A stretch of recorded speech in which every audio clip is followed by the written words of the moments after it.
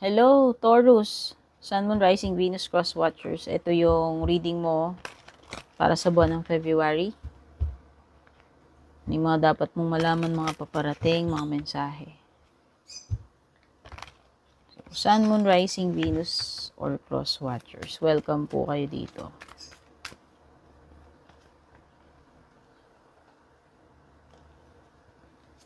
Surrender your fear of intimacy. So, ito yung surrender card natin. Ano yung dapat mong isurrender this February para matanggal yung blockage? No? Para pumasok yung mga blessings na dapat napapasok sa'yo. Tanggal yung mga harang or balakid. Ito yun eh. So, surrender your fear of intimacy. Sabi dito, you are ready to let love in compassionately identify and begin to release any patterns that stop you from opening your heart. Okay, baka naman yung puso mo ay hardened na dahil sa mga pinagdaanan mong hindi maganda o past hurts. So, parang naging pusong bato. So, yan. Parang siguro huwag ka matakot na magmahal uli. Buksan uli yung puso mo. Kasi baka kaya lumilitaw to, baka ngayong February is merong love na paparating sa buhay mo eh. Okay? Could be a special person. No? So, yan. Huwag mong hayaan na maging pusong bato ka dahil lang sa mga maling tao na na-meet mo sa past mo. No? Malay mo naman. This time, kaya sinasabi tanggalin mo tong blockage na to kasi pwedeng may papasok sa'yo na romantic interest. No?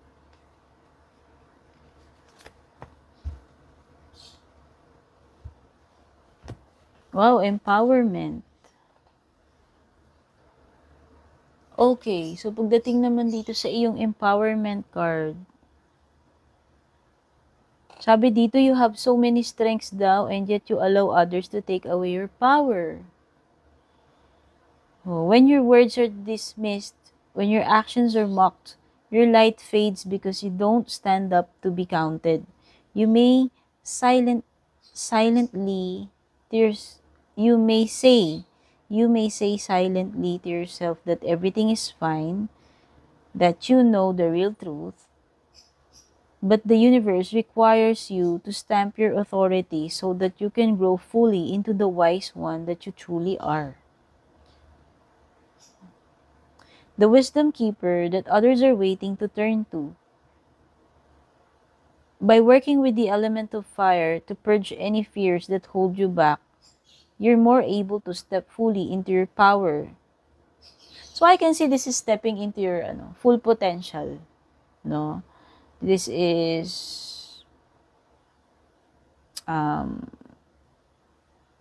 recovering kung ano yung power na nawala sa'yo. O kumbaga, don't let others dim your shine or your light. No? I-harness mo itong power, your full potential. Kaya nga, ayan, empowerment yan. No? Okay? So, wag mong hayaan na madim yung iyong light, yung shine mo. Just because others are, alam mo yun, just because may mga taong sumasagabal doon or mga circumstances na sumasagabal doon. Okay? So, kailangan mong maging firm, kailangan mong maging, ano ba tawag dito? Minsan kailangan mong maging assertive eh. Ewan ko ba. Pero basta, i-enhance mo, palakasin mo yung sarili mo. Ano man yung mga special qualities mo, mga gifts mo, let it shine.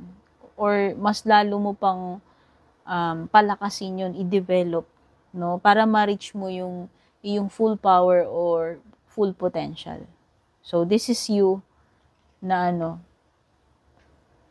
realizing your full potential or working on yourself para ma-reach mo yung full potential mo. No, lalo mong i-empower yan, lalo mong patibayin, palakasin yung mga Gifts mo na yan. Or qualities mo na yan.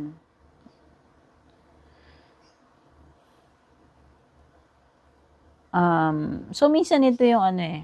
Yun nga, sinabi ko nga, kailangan mong i-express yung opinion mo. Or yung sarili mo. I-assert yung sarili mo. Sabi ko nga, minsan this is pagiging bold, pagiging daring, assertive. Okay? So, yan. Dapat alam mo yung full potential mo para ma-maximize mo yung mga opportunities mo this February. So, ano pa, Taurus? Meron ka ditong communication is key. Ayan. May Gemini energy dito. Importante siguro dito yung, ayan nga, communication. Since nabanggit nga dito na parang kailangan mong express yung opinion mo, sa loobin mo, feelings mo, mga iniisip mo, ideas mo. Importante talaga, ayan, since lumitaw yung communication. No? Kasi, minsan hindi sapat yung iniisip lang eh. Minsan kailangan din nating i-verbalize. No? Especially kung may mga iba tayong kausap, ka-deal. Kasi mas lalong mauunawaan kung i-express natin yung sarili natin, yung iniisip natin, explain natin yung mga ideas natin. So, importante. Importante ngayong February, yung connections, messages, pakikipag-usap. Pag-i-express ng mga iniisip, nararamdaman, or ideas. Mas makakatulong yun to empower you or to reach the your full potential this month. Okay? Ito tayo ibang cards.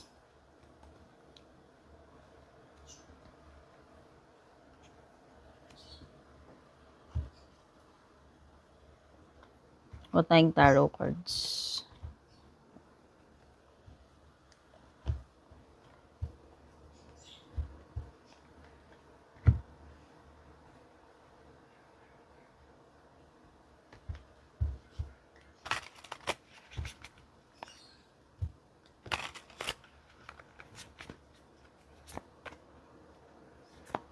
You have 7 of Cups, Ace of Cups, Knight of Pentacles,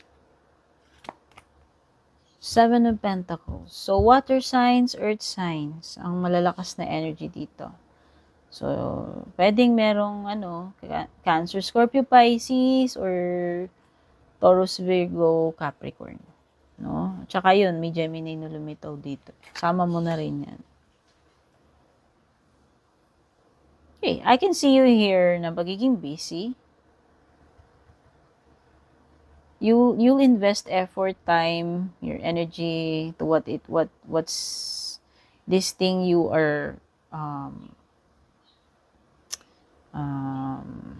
wanting to accomplish.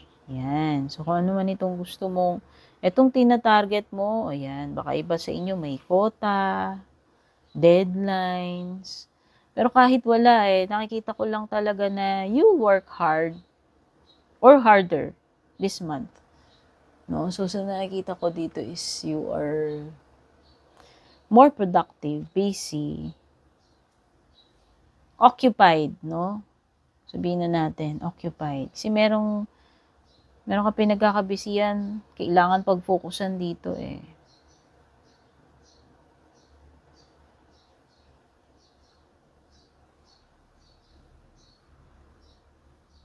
Pwedeng something related about money. I can see here, parang trade or exchange with the 6 of Pentacles. Give or take, or give and take. Give or take, give and take. So, nakikita ko pwedeng may mga transactions dito, business transactions, ano man yan. Palitan Palitan, bigayan. In and out energy. Trading, yan. Nakikita ko dito.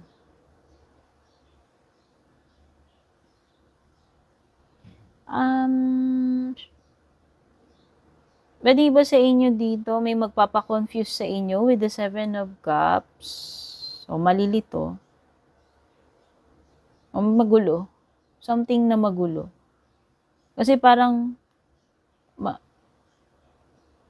marami kang options dito, iba-iba yung nakikita mo. So, pwede may mga distractions din or unrealistic expectations or too much daydreaming. Too much daydreaming tas kulang sa action, pwedeng ganun. Or alam mo na nga, unrealistic, pero parang nag-i-illusion ka pa rin. Alam mo yun, mga ganun. So, nakikita ko dito, hindi lahat ng options na available sa'yo is, kailangan mo or makakabuti para sa'yo.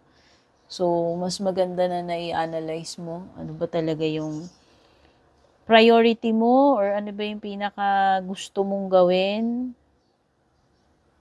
or pinakatamang gawin or dapat unahin. Depende kasi sa situation eh. Yan na may nakita ko sa Seven of Cups dito. Okay?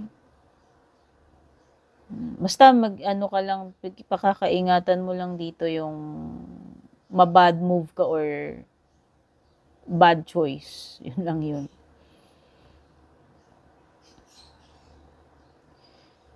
Oh, may change of heart dito with the Ace of Cups reversed. Or parang hindi ganun, sabihin na natin dito na nagbago ba yung feelings or nagbago isip? Or rejection? Whether itong rejection na to is may kinalaman ba to sa career mo or sa relationship, hindi ko alam. Basta nasi-sense ko dito sa Ace of Cups is fear or fear of rejection eh. Pwede rin confusion ito. Or kawalan ng, alam mo yung feeling na nagbago or nabawasan.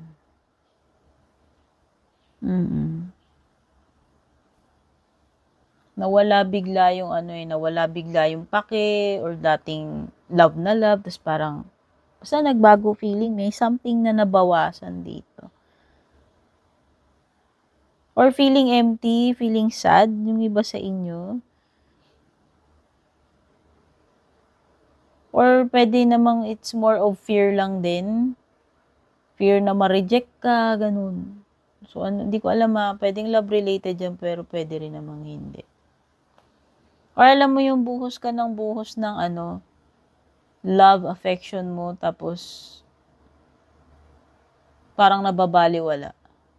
Or ang tawag doon, nabuhos ka ng buhos ng effort mo, emotions mo, care, kaya lang parang nare-reject or hindi na-appreciate. Yan, parang nagtatapon lang, nag-aaksaya lang eh. No? Ano ba yung pinag-uusapan niya? Energy, emotion man yan, time mo na binubuhos mo, pero parang nabaliwala, na-reject, or na-disregard, or hindi na-appreciate, or hindi na-reciprocate, no? Parang ganun na sayang lang, natapon lang. Okay, with the Knight of Pentacles reversed, I see here stagnation. Pagiging stuck, or wala halos movement, or walang progress, no? Yun nakikita ko eh. Or napakabagal ng process. Kung sino man to, tao man ito, pag tao to, napakakupad nito. Halos ayaw kumilos, halos ayaw gumalaw. Pwedeng ito tambay, halimbawa, walang income, walang trabaho, passive. Pwedeng ito situation na dahil ganun nga, pwedeng iba sa inyo naiinip na, nadi-discourage na, nawawalan na ng gana, alam mo yun, nawalan na ng passion. Sabihin na natin may delay or sobrang bagal talaga ng process. Ano man itong mabagal na tao man ito or situation. Or pwedeng you're dealing with someone who is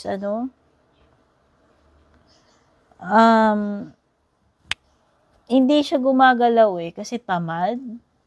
Pwedeng ganun. Baka may lazy person dyan sa paligid mo. Unproductive. Maging wise kayo sa pera, ha? Baka kasi magkaroon kayo ng bad investment dito. O maling paglabas ng pera.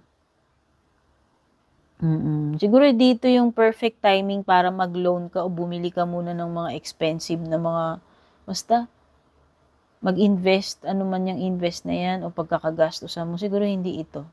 Wag mo na ngayong February.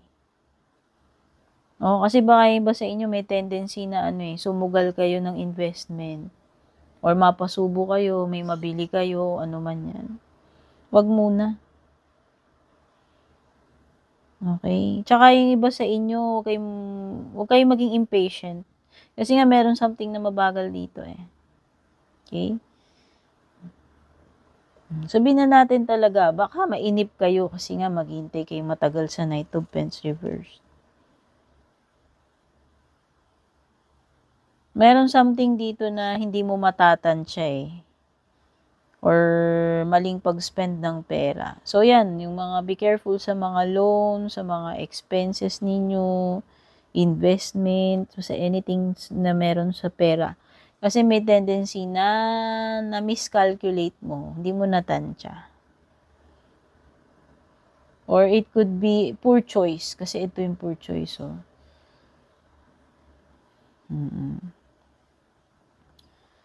Okay? So, tingnan na natin yung love life. Para sa February, para sa iyo. Pero itong sa love life, pwedeng energy mo or energy ni person yung nasasagap dito. Bahala na po kayo. Unseen card.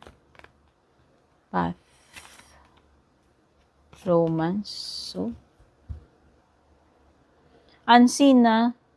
O baka sa chat yan. Meron ka ba chatmate, LDR, or nakikipag-communicate ka kaya lang yung person, siguro chat ka ng chat dyan, yung mga messages mo, hindi siya nagre-return call, hindi siya nagre-reply, pwedeng sinin mode ka lang, or hindi niya sinin, yung mga ganun. So, it's frustration, siguro. Depende. Ano effect sa inyo nun. Yung iba daw dito, pwedeng nabubulagan kayo dito sa person na to. Make sure, Taurus, na hindi ka nagbubulag-bulagan kasi may red flags na binabanggit dito sa unseen card mo. Make sure na napapansin mo yung mga signs, no? Read between the lines or make sure na hindi mo na overlook yung mga palatandaan, mga red flags. Some of you, yung iba dito nasa tamang path kayo or nasa tamang person kayo. So whether single ka or hindi, nasa tamang path ka. Okay? Hindi mo kailangang gumawa ng kung ano-ano or baguhin yan. So, mapasingle ka, taken, married, no? Yung iba dito, tama yan landas na tinatahak ninyo. Wow, so merong some kind of romantic encounter or surprise. No? May romance na paparating para sa iba, taken man kayo or not. There are romantic surprises on the horizon. Be open to them. So, yan. May mga paparating na exciting, mga romantic something, encounters, lalong-lalo na February ngayon, True love, a deep and enduring connection going beyond superficial attraction. So, ayan. Kung single ka ngayon, no, asahan mo nga trust that you are on the right path. Single ka man o hindi. Pero merong paparating na person siguro. And maaaring yung paparating na yan. Yang dito man sa month na to or kahit sa future pa yan. It could be true love. At sa mga nandito sa current relationship, it could be true love. Kung may karelasyon ka na, may asawa ka na, o baka yan na yung true love na tinutukoy. Okay? So, iba-iba kasing mga energies na lumitaw dito. Kunin nyo na lang aning tumutugma sa inyo. Tignan na natin yung mga payo sa'yo or closing message sa'yo.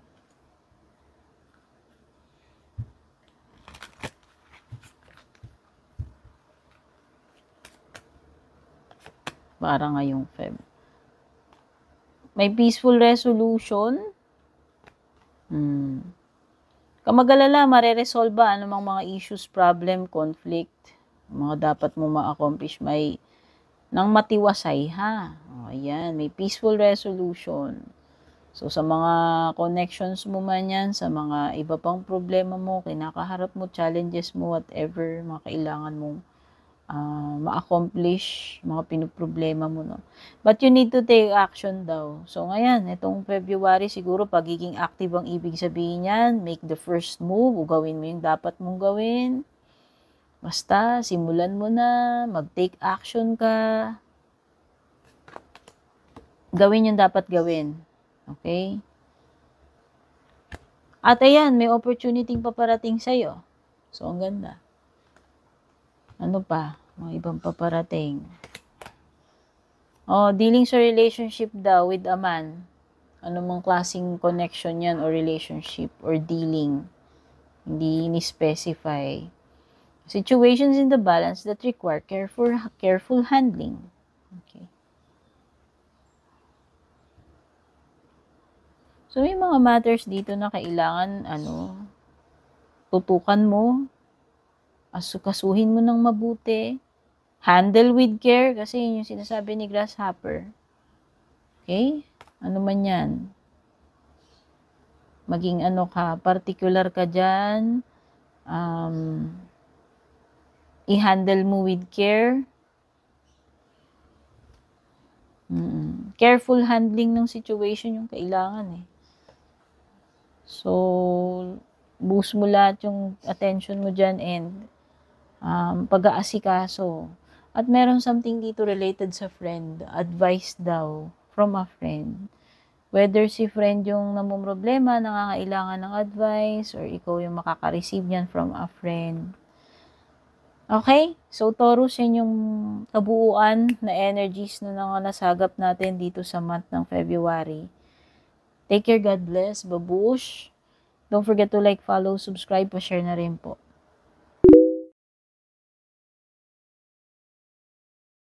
And kung balak nyo pong mag-book or mag-inquire ng personal readings ko, basahin nyo lamang po itong nakasulat sa screen or yung nakalagay sa description.